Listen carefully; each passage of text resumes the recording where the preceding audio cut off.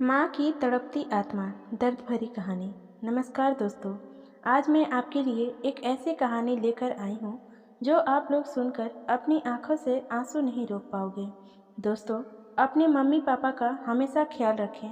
आज मैं जिस माँ की कहानी आपको बता रही हूँ, दोस्तों यह कहानी ठंड के मौसम के ऊपर आधारित है। तो आइए कहानी शुरू करते हैं। सर्दियों के मौसम में एक बूढ़ी औरत अपने घर के कोने में ठंड से तड़प रही थी। जवानी में ही उसके पति का देहांत हो गया और घर में एक छोटा बेटा था। उस बेटे के उज्जवल भविष्य के लिए उस माँ ने लोगों के घर घर जाकर काम किया। काम करते करते बहुत थक जाती थी, लेकिन फिर भी आराम नहीं करती थी और हमेशा एक बात याद करके फिर काम में लग जाती थी कि जिस दिन बेटा लायक हो जाएगा या कमाने लग जाएगा उसी दिन आराम करेगी। देखते देखते समय बीतता गया। माँ बूढ़ी हो गई और बेटे को एक अच्छी नौकरी मिल गई और कुछ समय बाद बेटे की शादी कर दी और एक बच्चा भी हो गया। अब बूढ़ी माँ बहुत खुश थी क्योंकि उसके जीवन का सबसे बड़ा सपना पूरा हो गया, क्योंकि उसका बेटा लायक हो गया और अपने पैरों पर खड़ा हो गया था। अब उसका बेटा उसकी हर ख्वाहिश पूरी करेगा। लेकिन ये क्या, बेटे और बहू के पास बूढ़ी माँ से बात करने तक का वक्त नहीं है। बस इतना फर्क पड़ा था माँ के जीवन में। पहले वो बाहर के लोगों के जूठे बर्तन साफ करती थी और अब अपने बेटे और बहू के। पहले बाहर लोगों के कपड़े धोती थी, अब अपने बेटे और बहू के। फिर भी खुश थी। औलाद तो उसके साथ थी। सर्दियों का मौसम आ गया था।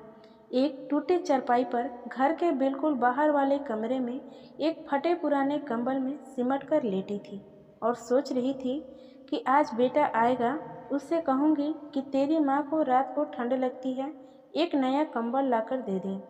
शाम को बेटा घर जब आया तो माँ ने अपने बेटे से बोला, बेटा ठंड बहुत है, मुझे बहुत ठंड लगती है और बात ठंड की नहीं है, मैं बूढ़ी हो गई हूँ, शरीर में जान नहीं है, फटे हुए कंबल में ठंड रुकती नहीं है, एक कंबल लाकर दे बेटा। बेटे गुस्से से बोला, माँ इस बार घर के राशन में, बच्चों के एडमिशन में और बिजली के बिल में बहुत ज़्यादा खर्चा हो गया है। कुछ पैसे हैं जो कि बच्चे का स्वेटर लाना है, तेरी बहू को शॉल लेके आना है। तुम तो माँ घर में ही रहोगी, तुम तो सहन कर सकती हो, हमें तो बाहर जाना है कमाने के लिए। बस माँ 2 महीने की सर्दी निकाल लो, अगली सर्दी में आपको नया कंबल ला कर दूंगा। माँ अपने बेटे की बात सुनकर चुपचाप जाकर उस फटे हुए कंबल में सिमट कर सो गई। अगली सुबह हुई तो माँ इस दुनिया में नहीं थी। माँ की ठंड के कारण मृत्यु हो चुकी थी। बेटे ने सभी को खबर की, कहा कि माँ इस दुनिया में नहीं रही। सब रिश्तेदार, दोस्त, पड़ोसी सब इकट्ठे हो गए। बेटे ने अपनी माँ की अंतिम यात्रा में कोई कमी नहीं छोड़ी। माँ की बहुत अच्छी अर्थी सजाई गई थी, बहुत महंगा शॉल माँ को ओढ़ाया गया था। सारी दुनिया अंतिम संस्कार को देखकर कह रही थी कि हमें भी हर जन्म में ऐसा ही बेटा देना।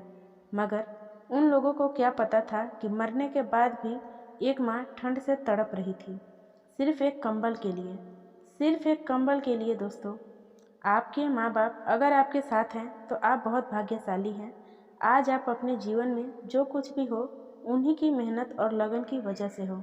जीते जी अपने माता पिता की सेवा करना ही आपका पहला कर्तव्य है। कहानी पूरी सुनने के लिए धन्यवाद। इस कहानी को आप लोगों तक पहुंचाइए, जितना हो सके शेयर कीजिए, और ऐसा करने से अगर कुछ लोग भी अपने बूढ़े माँ बाप के साथ अच्छा व्यवहार करने लगते हैं तो हम अपने आप को सौभाग्यशाली समझेंगे।